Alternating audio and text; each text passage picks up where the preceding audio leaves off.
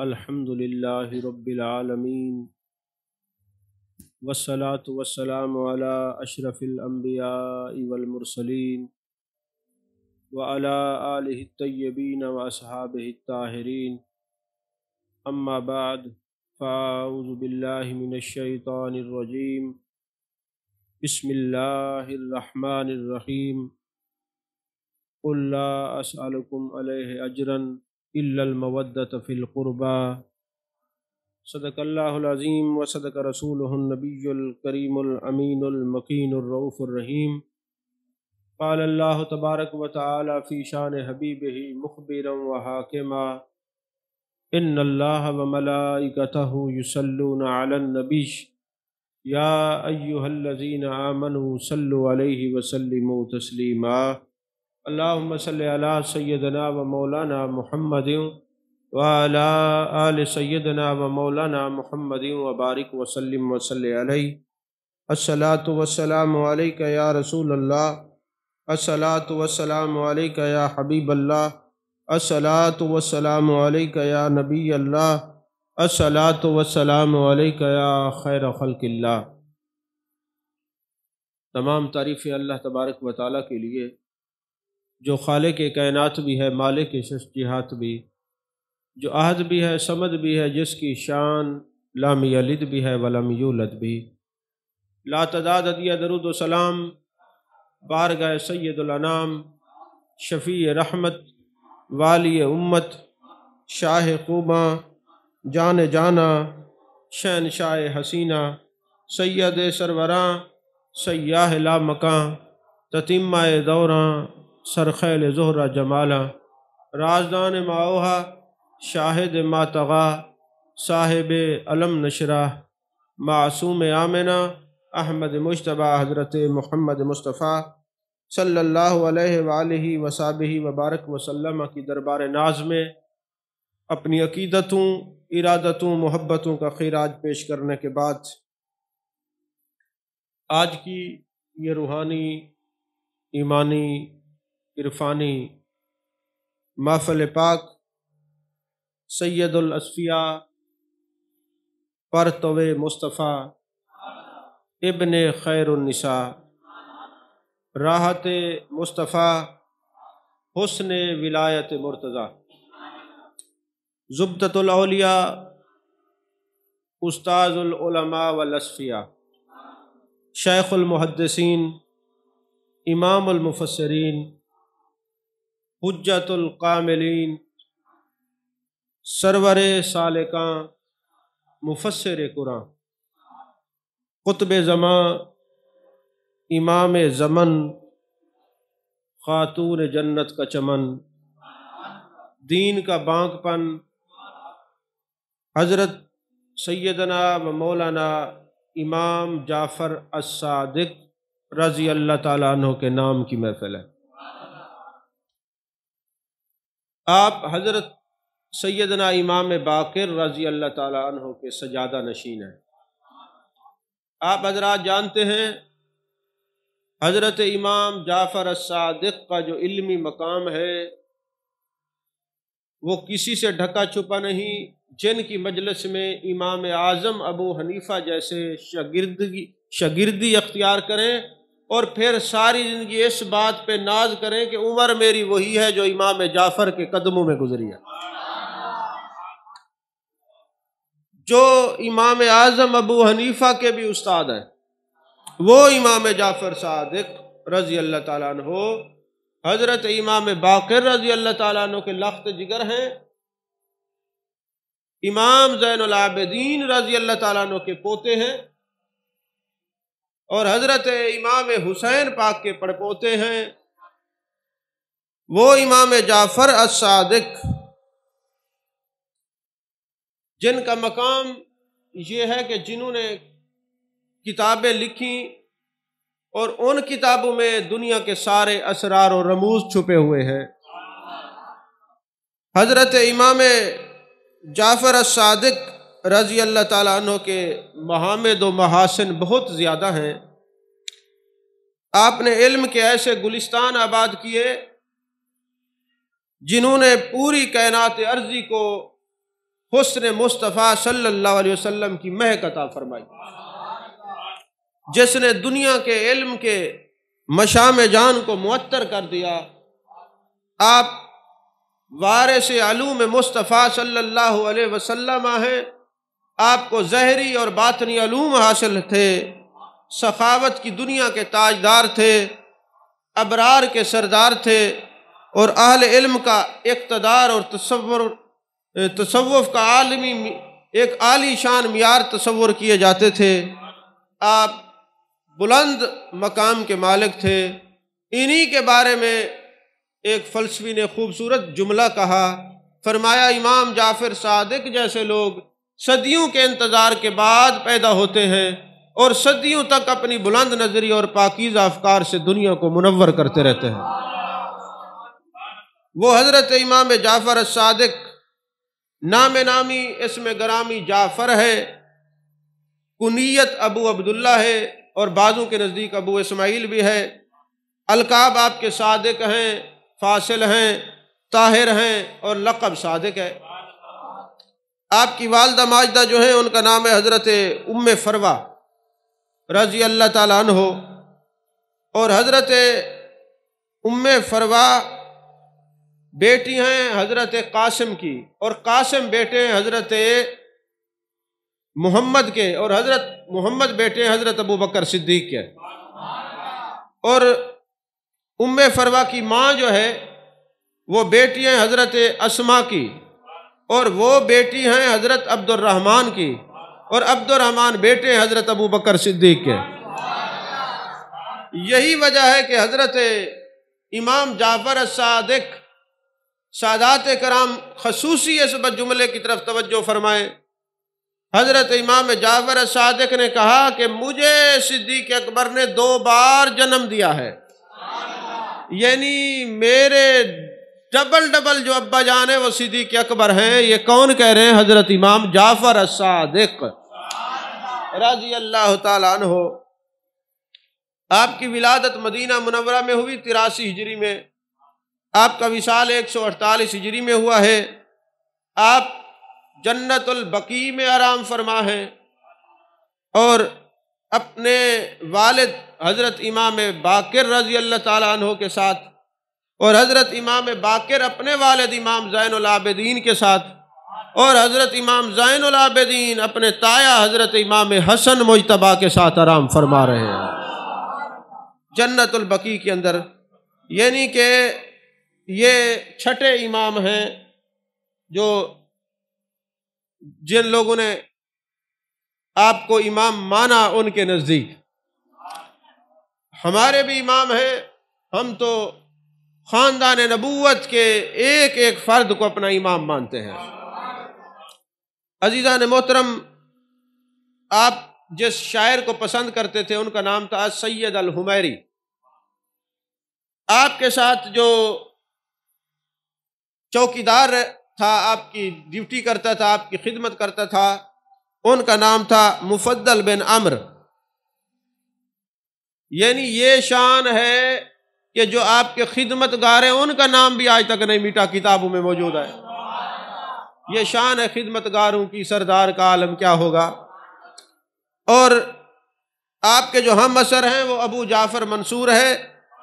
آپ جو انگوٹھی پہنتے تھے اس کے اوپر نقش تھا ماشاء اللہ لا حول ولا قوت الا باللہ استغفر اللہ۔ آپ کی جو ہے نا انگوٹھی پر یہ نقش کندہ تھا۔ امام جعفر الصادق کے شاگردوں کا حلقہ بہت وسیع ہے، امت کے بڑے بڑے امام آپ کے شاگردوں میں سے ہیں، جیسا کہ یحییٰ بن سعید، امام اعظم ابو حنیفہ، مالک بن انس، شعبہ، ابو ایوب سختیانی، امام ثوری، سفیان بن عیینہ جیسے لوگ بڑے بڑے محدثین آپ کے جو ہیں وہ شاگردوں میں سے تھے، بڑے بڑے محدثین آپ کے شاگردوں میں سے تھے۔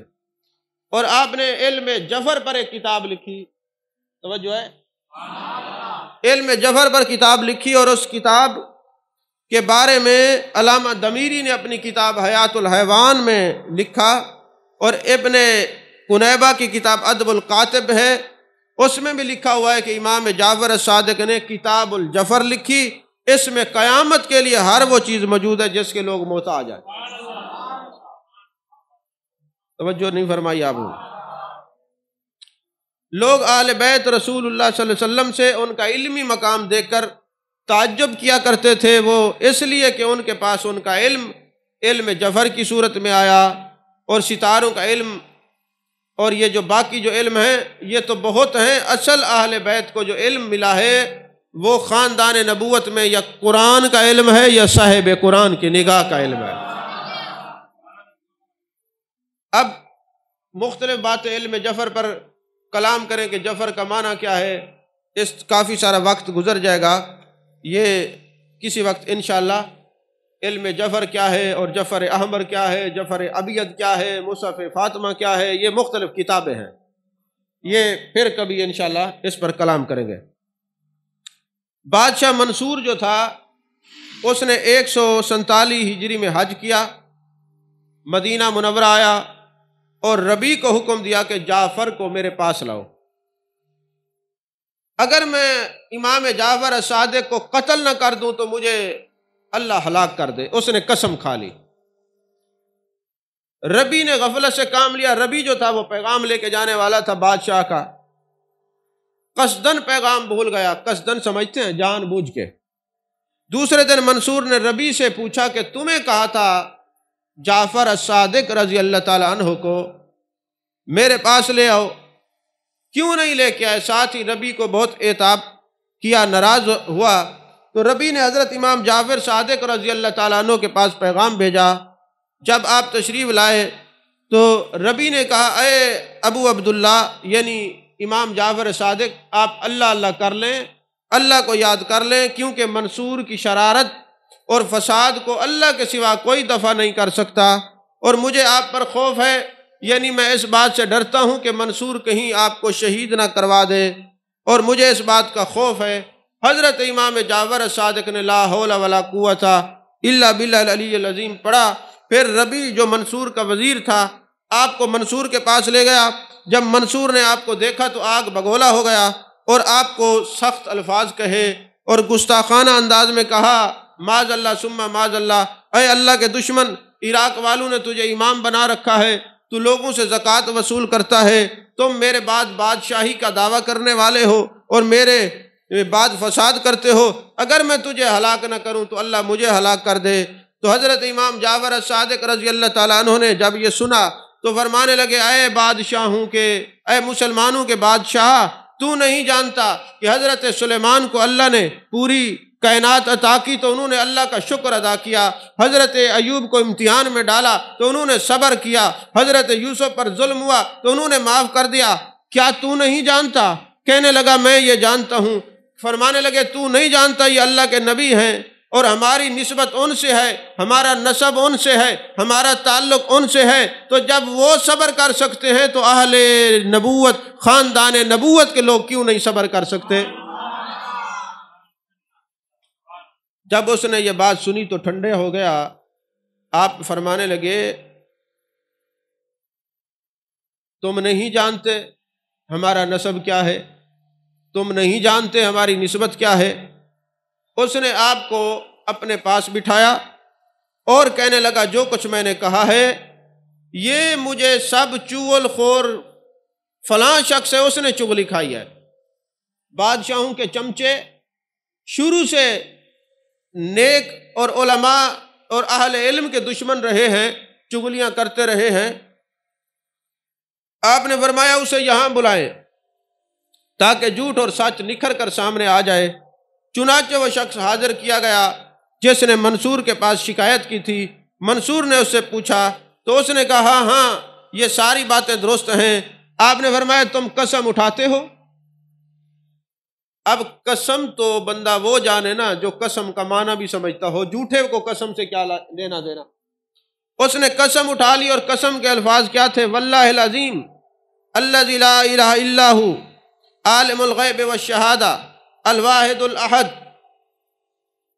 امام جعفر صادق نے فرمایا اے بادشاہ اس نے تو اللہ کی تعریف کی ہے، قسم نہیں اٹھائی، اگر آپ اجازت دیں تو میں اس کو قسم خود اٹھواؤں تاکہ پتہ چلے کہ قسم ہوتی کیا ہے۔ امام نے جب یہ بات کہی تو بادشاہ نے کہا، منصور نے، ٹھیک ہے آپ قسم اٹھائیں۔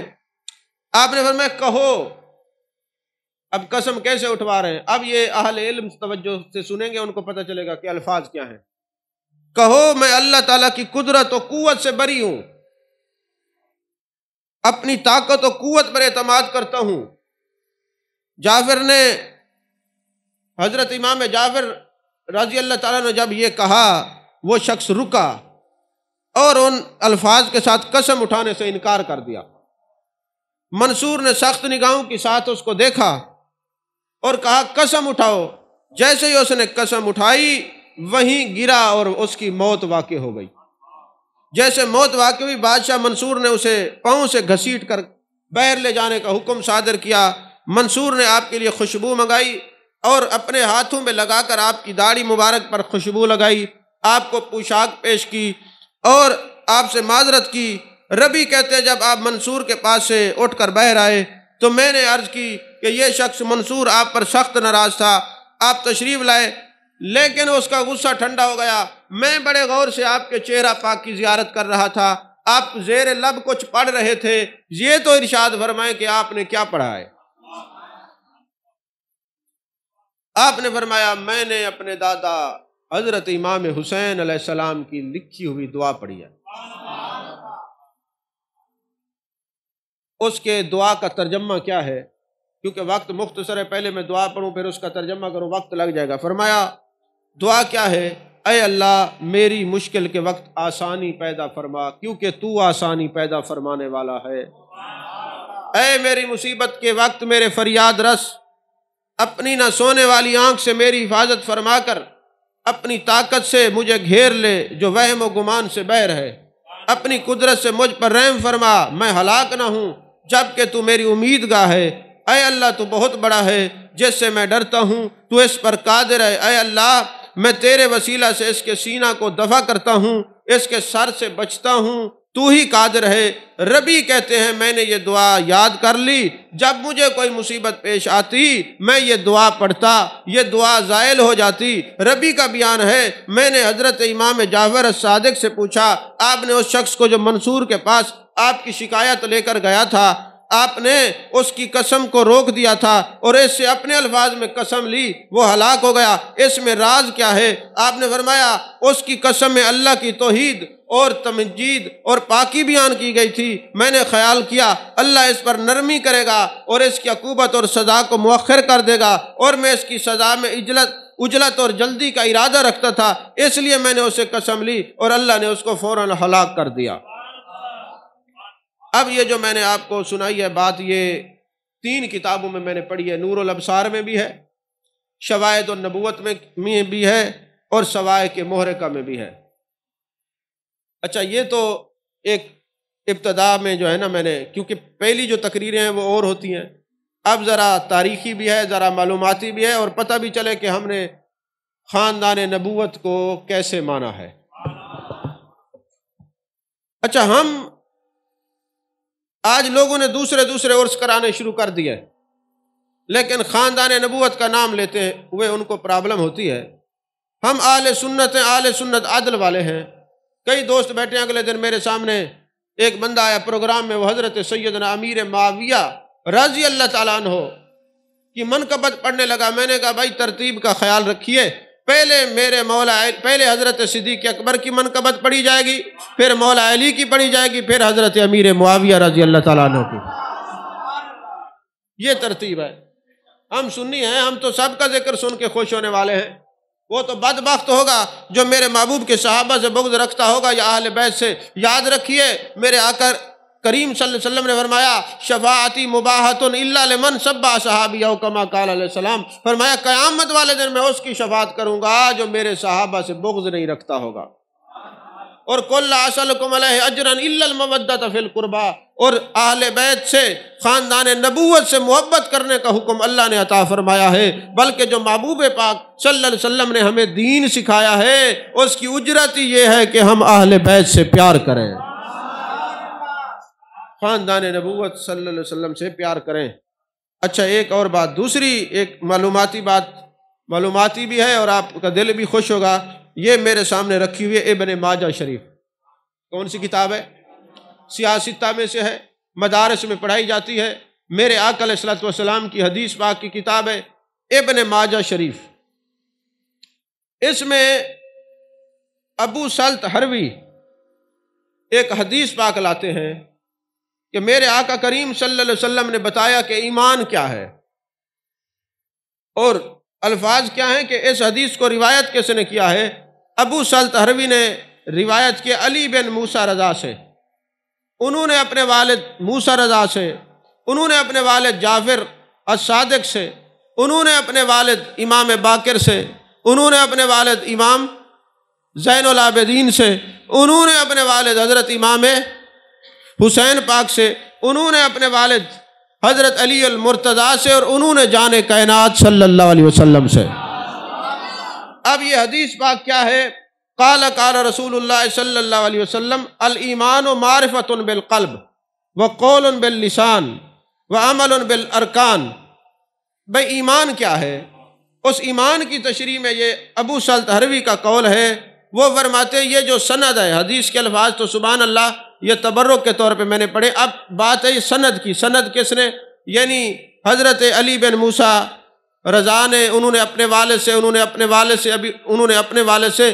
اب محدثین کا اس بات پر اتفاق ہے کہ اس حدیث کی جو سند ہے، یعنی خاندان نبوت کے جو نام ہیں، ان ناموں کو اگر پاگلوں، مجنون اور اس قسم کی کوئی پاگل پن کی دورے پڑتے ہوں، بیماری ہو، تو یہ سند اہل بیت کے خاندانوں کے نام ان پر دم کر دیے جائیں تو دماغ درست ہو جاتا ہے۔ توجہ نہیں فرمائی آپ نے؟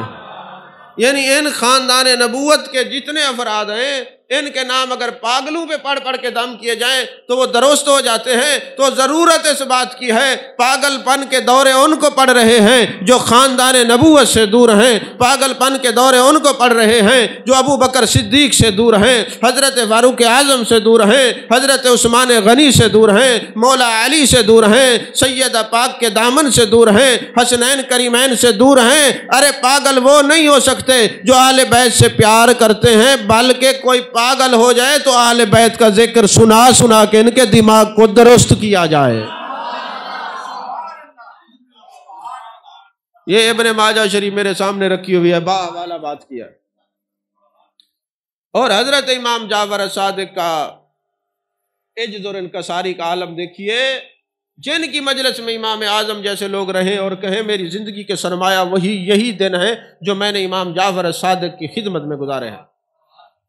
خاندان نبوت کے عظیم انسان، علم کے شاکار، منبع علم معرفت و تصوف، شہریار اقلیم ہفت، شہریار تصوف امام جعفر الصادق رضی اللہ تعالیٰ عنہ، شہنشاہ تصوف امام جعفر الصادق رضی اللہ تعالیٰ عنہ۔ عالم یہ ہے، بیٹھے ہوئے ہیں اپنی خانقاہ اور مدرسہ میں، اور تمام افراد آپ کے سامنے ہیں۔ لوگوں نے کہا حضور ہم آپ کے بیعت ہونا چاہتے ہیں، آپ کے مرید ہونا چاہتے ہیں۔ عاجزی کا عالم دیکھیے، آپ کی آنکھوں سے آنسو روا ہو گئے۔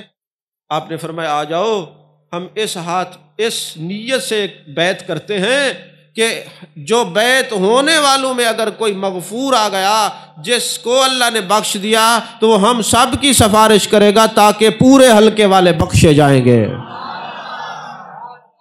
یہ بڑا بھاری جملہ ہے، آپ کو سمجھ نہیں آئی؟ آج تو جس کے 2-4 بندے بیعت ہونا شروع ہو جائیں وہ سمجھتا ہے پتہ نہیں میں نے غلام بنا لیے ہیں، اور وہ بات ہی بھول جاتے کہ بیعت کا مقصد کیا ہے۔ اگر بیعت کی حقیقت جاننی ہو تو حضرت امام جعفر الصادق رضی اللہ تعالیٰ عنہ سے جانیے، ان سے پوچھئے۔ حضرت امام جعفر الصادق جو سلسلہ بنا رہے ہیں، جو لوگوں کو بیعت کر رہے ہیں، جو اپنے قریب کر رہے ہیں، نیت کیا ہے کہ یہ جو ایک دوسرے کے ہاتھوں میں ہاتھ دے رہے ہیں، اگر ان میں سے کوئی بخشا ہوا آ جائے گا تو ہم سب کی سفارش کرے گا تاکہ ہم بخشے جائیں۔ یہ آپ کی عاجزی اور انکساری ہے، سچی بات ہے۔ جس ٹہنی پہ پھل لگتا ہے وہ جھک جاتی ہے، جو اللہ کے قریب ہوتا ہے اس کے اندر عاجزی ہوتی ہے۔ تکبر اور آکڑ اسی کے اندر ہوگی جو اللہ سے دور ہوگا۔ جتنا قریب ہوتا جائے گا عجز و انکساری کا پیکر ہوتا جائے گا۔ عزیزان محترم، حضرت داؤد طائی بہت بڑے بزرگ ہیں، وہ ایک دن حضرت امام جعفر الصادق رضی اللہ تعالیٰ عنہ کی خدمت میں گئے اور کہنے لگے حضور مہربانی فرمائیں کوئی نصیحت کرے۔ آپ رو پڑے، فرمایا تم نصیحت کی بات کرتے ہو، قیامت والے دن میرے نانا جان عالم جان کائنات مصطفیٰ جان رحمت صلی اللہ علیہ وسلم نے یہ فرما دیا، لوگوں کو نصیحت کرتے تھے، کیا خود بھی اتنا عمل کرتے تھے تو میں کیا جواب دوں گا؟ تو حضرت داؤد طائی رو پڑے، فرمایا اتنے عظیم عالم، اتنے عظیم مفسر، اتنے عظیم محقق، اتنا خاندان نبوت کے عظیم شاہ سوار کا عالم یہ ہے تو ہم تو کھاتے میں نہیں آتے، کسی گنتی میں آتے ہی نہیں آئے۔ زہد میں کچھ نہ ملا کبر و نخوت کے سوا، سب شگن بیکار ہے مرشد کی محبت کے سوا، کوئی کتنا کرے فیض نظر کا دعویٰ، نامکمل ہے شیخ کی صحبت کے سوا۔ توجہ نہیں فرمائی آپ حضرت۔ عزیزان محترم، ایک شخص جس کا نام داؤد ہے، اس نے حضرت امام جعفر الصادق رضی اللہ تعالیٰ عنہ کے غلام کو قتل کر دیا، اور آپ اس کے پاس جاتے ہیں اور فرماتے تم نے میرے غلام کو قتل کر دیا ہے، اللہ تبارک و تعالیٰ تجھے صبح کا سورج نہیں دکھائے گا، کیونکہ میرا غلام جو تھا وہ بے گناہ تھا، نیک اور صالح تھا، خاندان نبوت سے پیار کرنے والا تھا، محبوب کی اولاد سے محبت کرنے والا تھا، محبوب کی اولاد کو دیکھ کے خوش ہونے والا تھا، تم نے اس کو قتل کر دیا، تو صبح کا سورج نہیں دیکھے گا۔ جب آپ نے یہ بات کی تو داؤد نے کہا کہ تو میرا تمسخر اڑاتا ہے، کچھ نہیں ہوگا، کچھ نہیں ہوگا۔ آپ کہیں اور نہیں گئے، وہیں پہ مصلی بچھایا، ساری رات کھڑے رہے اور فرمانے لگے میرے مالک، اے مضبوط قوت والے، اے سخت تدبیر والے، اے غلبہ و عزت والے، جس سے تیری مخلوق کو ذلت ملتی ہے وہ بندہ زندہ رہے اور وہ دنیا سے چلا جائے جس نے تیرے نبی کی اولاد کی خدمت کی ہو، خاندان نبوت سے محبت کرنے والا ہو۔ میرے مالک، مقابلے کے لیے میرے پاس کچھ نہیں، تو مقام منتقم سے جو ہے نا انتقام کی صورت کی کوئی صورت پیدا کر، تو ہی ایسے حساب لے لے جو تیرے نبی کے اولاد کے دشمن ہو جائیں۔ ابھی یہ دعا فرما رہے تھے تو اس گھر کے رونے کی آوازیں بلند ہوئیں، پتہ کیا گیا کیا ہوا، انہوں نے کہا داؤد اچانک تڑپ تڑپ کے مر گیا ہے۔ مرا کس لیے ہے کہ خاندان نبوت سے وفا کرنے والے کو قتل کرنے والے اسی طرح تڑپ کے مرتے، زندہ نہیں رہتے۔ عزیزان محترم،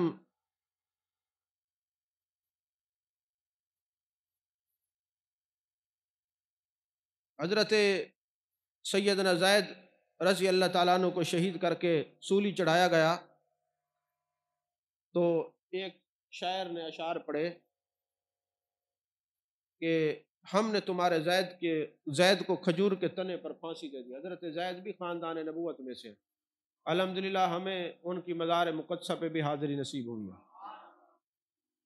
تو کہتے ہیں میں نے کسی کو مہدی نہیں دیکھا جس کو کھجور کے تنے پر پھانسی دی جائے، تم نے حماقت کے باعث علی کو عثمان سے بڑھا دیا، حالانکہ عثمان علی سے زیادہ پاکیزہ اور بہتر ہیں۔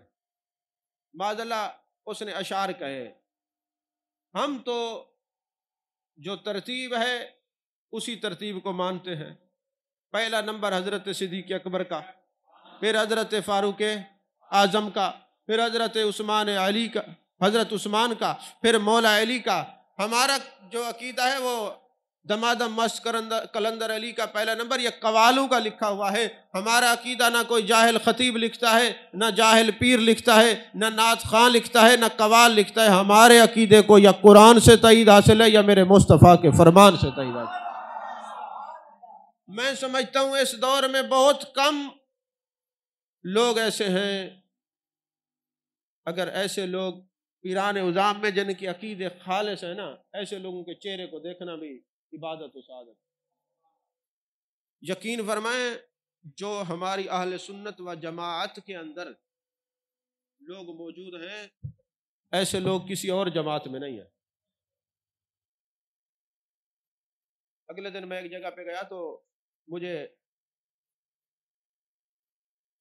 ایک بندے نے نا حضرت علامہ ثاقب رضا مصطفی صاحب دامت برکاتہم العالیہ کا کلیکشن عشق مصطفیٰ صلی اللہ علیہ وسلم کے موتی بخیر میں، اور دوسرے گروپ کے خطیب کا کلپ سنایا، کہنے لگے حضرت یہ بتائیں باہر کے ملک میں نا کہ میں کس کو سنا کروں؟ میں نے کہا آپ مصطفی صاحب جیتا بجدہ کو سنا کرو۔ کہنے لگے جی وہ کیوں؟ میں نے کہا ان کے کلام کو سننے سے دل مزکہ ہوتا ہے، مگر ایسے لوگوں کے چہرے کو دیکھنے سے بھی سعادت کے موتی ملتے ہیں۔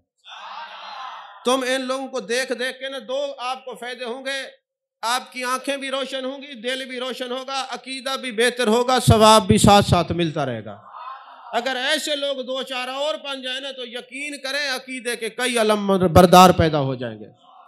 بس ہم لوگ سنی ہونے کے ساتھ ساتھ گورکن بھی اچھے ہیں، یعنی جب ہمارے لوگ دنیا سے چلے جاتے پھر ہم کہتے ہو بہت اچھے تھے، ہم کچھ نہیں، بڑے احتشام کے ساتھ ان کو دفناتے ہیں، زندگی میں قدر نہیں کرتے۔ کاش آپ لوگ زندگی میں اپنے علماء کی قدر کریں تو آپ کے چہرے بھی چمکنے لگ جائیں۔ حضرت امام جعفر صادق نے یہ اشعار سنے، کسی نے جا کے سنا دیے، تو حضرت امام جعفر صادق رضی اللہ تعالیٰ عنہ نے ایسے آسمان کی طرف دیکھا اور فرمایا اللہم سلط علیہ قلبا من قلابک، اے اللہ اس پر کوئی اپنے کتوں میں سے کوئی کتا مسلط کر دے۔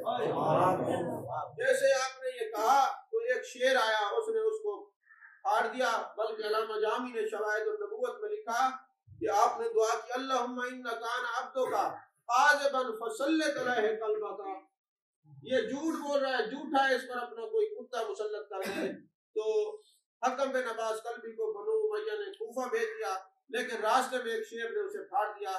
جب یہ خبر حضرت امام جعفر صادق تک پہنچی، آپ نے سجدے میں سر رکھ کر فرمایا تمام تعریفیں اللہ کے لیے جس نے ہم سے جو وعدہ کیا ہے وہ پورا کیا۔ سبحان اللہ، سبحان اللہ، عزیزان محترم، ابھی میں تمہید باندھ رہا ہوں، وقت بالکل بلکہ ختم ہی ہو گیا ہے، دو چار باتیں اور آپ کی عرض کر کے گفتگو ختم کر لوں، کیونکہ حضرت امام جعفر صادق کا ہر سال عرس منایا جاتا ہے۔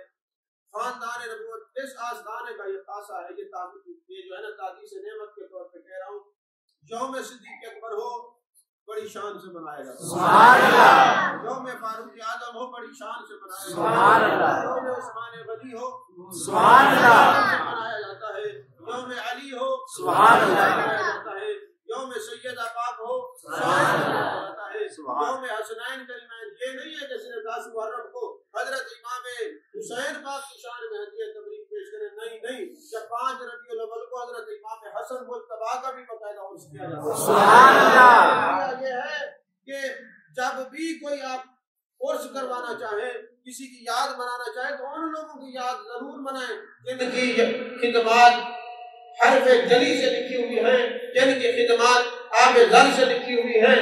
اگر وہ خلفائے راشدین میں سے ہوں تب بھی ہدیہ تبریک پیش کیا جائے، صحابہ میں سے ہوں تب بھی ہدیہ تبریک پیش کیا جائے، وہ ازواج مطہرات ہوں تب بھی ہدیہ تبریک پیش کیا جائے، وہ خاندان نبوت کے افراد کوئی فرد ہو تب بھی ان کی عظمتوں کو بیان ضرور کیا جائے، یہاں تک کہ امام اعظم کو بھی نہ بھولا جائے، امام شافعی کو نہ بھولا جائے، امام مالک کو نہ بھولا جائے، امام احمد بن حنبل کو نہ بھولا جائے۔ پھر یہاں تک بات نہیں ہے، اگر محدثین کی بات آئے تو امام بخاری کا بھی ذکر ہونا چاہیے، امام مسلم کا بھی ذکر ہونا چاہیے، امام نسائی کا بھی ذکر ہونا چاہیے، امام قشیری کا بھی ذکر ہونا چاہیے۔ پھر یہاں نہیں، جو علم تصوف کے بہت عظیم عظیم عظیم ستون ہیں، اگر بات آئے تو جنید بغدادی کا بھی ذکر ہونا چاہیے، داتا علی اجمیری کا بھی ذکر ہونا چاہیے، بابا فرید الدین کا بھی ذکر ہونا چاہیے، حضرت نظام الدین کا بھی ذکر ہونا چاہیے،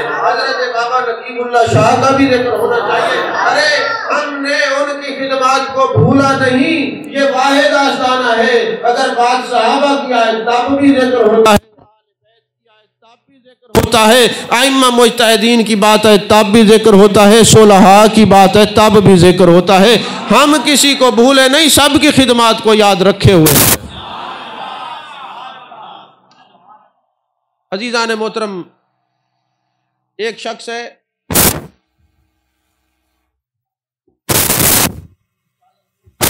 گم ہو گئی، اس نے یہ چادر استعمال کہاں کی تھی؟ حج پر موقع پر گیا تھا تو اس کی چادر گم ہو گئی۔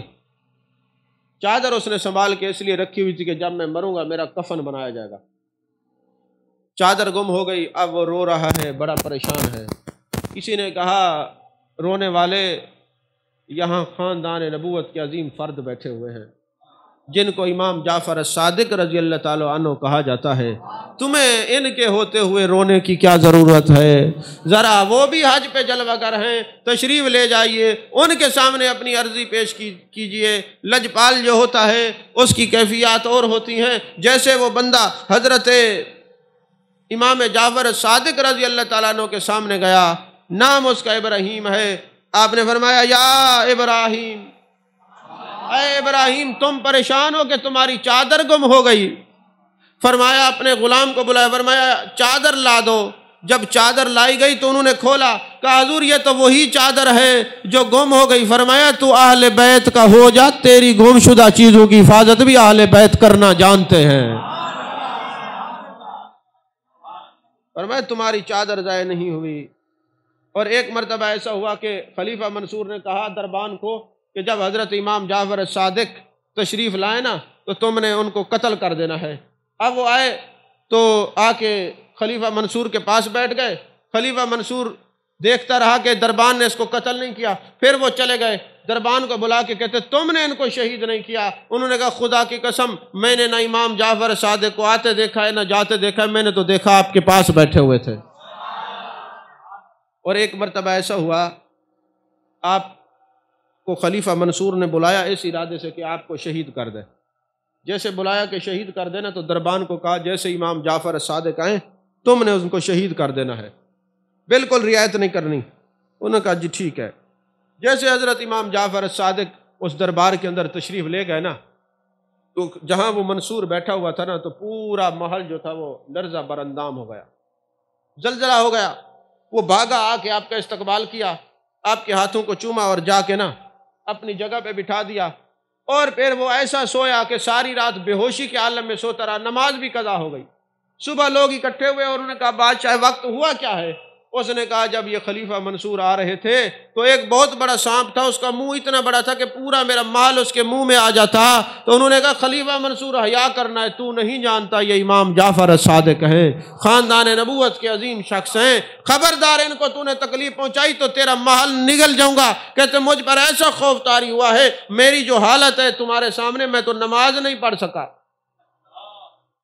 تو حضرت امام جعفر صادق کی ایک کرامت یہ بھی ہے، ایک بندہ آیا اس نے کہا جی حضور یہ بتائیں حضرت ابراہیم علیہ السلام جو ہیں انہوں نے 4 پرندوں کو، آخری بات گفتگو ختم، 4 پرندوں کو ذبح کیا تھا، یہ کیسے ہوا؟ آپ نے فرمایا وہ تو اللہ کے خلیل ہیں، نبی ہیں، پیارے ہیں، تم یہ 4 پرندے میرے پاس لے ہم بھی ویسا کر کے دکھا ہی دیتے۔ توجہ نہیں فرمائی۔ اب 4 پرندے لے کے آ گئے۔ اچھا اس نے کہا حضور پرندے بھی آپ منگوائیں؟ اب وہیں بیٹھے، فرماتے مور ادھر آؤ، مور آپ کے سامنے، کوا ادھر آ جاؤ، باز ادھر آ جاؤ، کبوتر ادھر آ جاؤ۔ 4 پرندے آپ کے سامنے آ گئے، اور جیسے 4 پرندے سامنے آئے تو حضرت امام جعفر صادق نے فرمایا ان کو ذبح کرو، ان کے سر نہیں کچلنے، سر ان کے سلامت رکھنا۔ جب یہ 4 سامنے آ گئے آپ نے فرمایا ان کے سر سلامت رکھیں، باقی ان کے اجسام کے ٹکڑے ٹکڑے کر دیں، قیمہ بنا دیں۔ قیمہ جب بن گیا آپ نے فرمایا مور اللہ کے حکم سے زندہ ہو جا، مور دوبارہ زندہ ہو گیا۔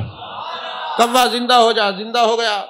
یہ جیسے جیسے پرندے کو آپ آواز دیتے گئے وہ زندہ ہوتا گیا۔ فرمایا تم نبی کے معجزات کی بات کرتے ہو، اللہ کے اس نبی جان کائنات جان عالم صلی اللہ علیہ وسلم کی اولاد میں ایسے شخص موجود ہیں جن کو اللہ نے کرامات سے نوازا ہے۔ اچھا ایک بات میں عرض کروں آپ سے کہ یہ جو اس کی صوفیانہ جو تفسیر ہے حضرت ابراہیم والے واقعے کی بھی اور حضرت امام جعفر صادق کی، یہ جو 4 پرندے تھے آخر یہ مور، کوا، باز اور کبوتر ہی کیوں بلایا تھا؟ توجہ نہیں فرمائی آپ۔ فرمایا بات یہ ہے کہ جو مور ہے نا اس کے اندر تکبر ہوتا ہے، کوا جو ہوتا ہے اس کے اندر حرص ہوتا ہے. کبوتر جو ہوتا ہے اس کے اندر شہوت ہوتی ہے، باز جو ہوتا ہے اس کے اندر لالچ ہوتی ہے. فرمایا یہ چاروں کبوتر، چاروں پرندے تمہارے اندر ہیں، جس دن تم اس کو قتل کر دو گے پھر مردوں کو بھی آواز مارو گے تو وہ زندہ ہو جائیں گے. سمجھ آ رہی ہے بات کہ نہیں آ رہی؟ کیونکہ درس تصوف ہے اس لیے میں نے کہا تصوف کی بات کر دو. فرمایا لالچ کو قتل کر دو، حرص کو قتل کر دو، شہوت کو قتل کر دو، تکبر کو قتل کر دو. جب یہ چاروں پرندے تمہارے اندر سے قتل ہو جائیں گے تم اس مقام پر پہنچ جاؤ گے، پھر تم مرے ہوں کو بھی آواز دو گے تو اللہ وہ بھی زندہ کر دے گا. پہلے ان کو تو نکالو. اس کی واضح مثال پتہ کیا ہے؟ آپ حضرات جانتے ہیں کہ بیت اللہ شریف میں پہلے بت رکھے ہوئے تھے. اب تو آپ کو یہ تصوف کی باتیں زبان ہی یاد ہونی چاہیے کہ میں دہراتا رہتا ہوں، آپ کو یاد کرواتا رہتا ہوں. اچھا، بیت اللہ شریف کے اندر بت رکھے ہوئے تھے. میرے آقا علیہ الصلوۃ والسلام کے قدم لگے. آپ نے فرمایا علی ان بتوں کو نکال دو. آپ حضرات جانتے ہیں کہ حضرت علی کو کیوں حکم دیا آپ نکالے، خود کیوں نہیں نکالے؟ حالانکہ یزکیہم ویعلمہم الکتاب والحکمہ، اس کا پیکر تو آپ ہیں. حضرت علی کو کیوں فرمایا؟ توجہ ہے آپ کی؟ بس یہ چند باتیں تصوف کی سن لیں. اے علی بتوں کو نکالو. وجہ پتہ کیا ہے؟ ایک مرتبہ ایسا ہوا لوگ سو رہے تھے، محبوب نے فرمایا علی ان کو نماز کے لیے جگا دو. عرض کی حضور آپ تو نیکی کے کاموں میں سبقت لے جانے والے ہیں، آپ کیوں نہیں جگاتے؟ فرمایا نیند کی حالت میں ہیں، ہم جگائیں اگر وہ انکار کر دیں گے تو کافر ہو جائیں گے، ایمان نہیں بچے گا. آپ جگائیں گے تو یہ تو نہیں ہوگا نا. اب محبوب نے بت خود اس لیے نہیں نکالے، اے علی تم نکالو، اس لیے کہ ہم اگر بتوں پہ ہاتھ رکھ دیں گے تو وہ بھی جنت میں جائیں گے، ہم تو بت نکالنے کے لیے آئے ہیں. ایک تو اس کی یہ، اور دوسری صوفیانہ تفسیر کیا ہے؟ فرمایا علی تم بھی ان بتوں کو نکالو، تم بھی ان کو نکالو. کیوں؟ کل کو کوئی کہے میرے دل میں حضور کی جلوہ گری ہے، حضور آ گئے کافی. فرمایا نہیں، اب چونکہ یہ بت نکلے ہیں، یہ عبادت گاہ بنی ہے، تو فرمایا جس طرح کعبے میں میرے قدم اور میرے علی کے قدم لگے ہیں یہ پاک ہوا ہے، دل بھی وہی پاک ہوگا جس میں میری بھی محبت ہوگی، میرے علی کی بھی محبت ہوگی. نہیں سمجھ آئی آپ کو؟ جس میں میری بھی محبت ہوگی، میرے علی کی بھی محبت ہوگی، کیونکہ علی امام الاولیاء ہیں. اب ہوا یہ کہ میرے مولا علی نے بتوں کو نکالا، محبوب کی جلوہ گری ہوئی. غور کیجئے، محبوب کی جلوہ گری ہوئی، حکم مصطفیٰ صلی اللہ علیہ وسلم سے آپ نے بت نکالے. بت نکلنے کی دیر تھی، وہ جگہ عبادت گاہ بن گئی. ارے یہ جو دل ہے یہ بھی اس کا گھر ہے، اس میں غیبت کا بت ہے، حسد کا بت ہے، چغلی کا بت ہے، شہوت کا بت ہے، بد عقیدگی کا بت ہے، بد اعتمادی کا بت ہے. اب ادھر سے بت نکلے وہ عبادت گاہ بنی، ادھر سے بت نکلتے ہیں یہ زیارت گاہ بنتا ہے. جب تک جیتا ہے لوگ زیارت کرتے، پھر قیامت تک قبر کی بھی زیارت ہوتی رہتی ہے. شرط یہ ہے کہ وہاں میرے آقا اور علی آئے تھے، بت نکلے عبادت گاہ آ گئے. یہاں محبت رسول اور محبت علی آتی ہے، بت نکلتے یہ زیارت گاہ بن جاتے ہیں. اللہ تعالی ہم سب کو اہل بیت، صحابہ، اور عدل یہ ہے، عدل کی تعریف یہ ہے کہ جس کا جو مقام ہو اس مقام پہ اس کو دیکھا جائے، اس مقام پہ اس کی قدر کی جائے. اس کو عدل کہتے ہیں. ہم نہ رافضی ہیں، نہ خارجی ہیں، نہ ناصبی ہیں. ہم کیا ہیں؟ سنی ہیں. اہل سنت و جماعت سے ہمارا تعلق ہے. ہم اہل بیت سے بھی پیار کرتے ہیں، صحابہ سے بھی پیار کرتے ہیں، حضرت صدیق اکبر سے لے کر جناب معاویہ سے لے کر آخری صحابی تک سب سے ہم محبت کرتے ہیں، سب کا احترام کرتے ہیں. ہم اولیاء سے محبت کرتے ہیں. قیامت تک جو نبی کا غلام ہوگا وہ ہمارا امام ہوگا. اللہ ہم سب کو عقیدہ اہل سنت پر زندہ رکھے اور اسی عقیدے پر موت نصیب فرمائے. آمین. وآخر دعوانا الحمدللہ رب العالمین.